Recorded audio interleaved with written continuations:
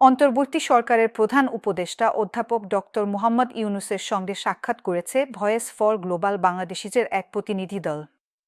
বৃহস্পতিবার ৫ ডিসেম্বর সন্ধ্যা ৭:৩০টায় রাষ্ট্রীয় অতিথি ভবন যমুনায় ৩০ জনের এক প্রতিনিধিদল বৈঠকে অংশ নেয়।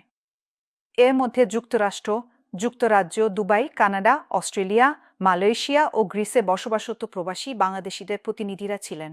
তারা প্রধান উপদেষ্টার প্রতি পূর্ণ সহযোগিতার আশ্বাস দেন। পাশাপাশি প্রবাসীদের ন্যায্য অধিকার প্রতিষ্ঠায় বিভিন্ন দাবির বিষয়ে সংক্ষেপে আলোচনা করেন। লিখিতভাবে তাদের বক্তব্য ও দাবিগুলো প্রধান উপদেষ্টার কাছে পেশ করেন তারা। জীবনের সাথে চলে high five all time healthy life. নিশ্চিন্তে খান, স্বাস্থ্যকর অল টাইম পান। All time healthy life.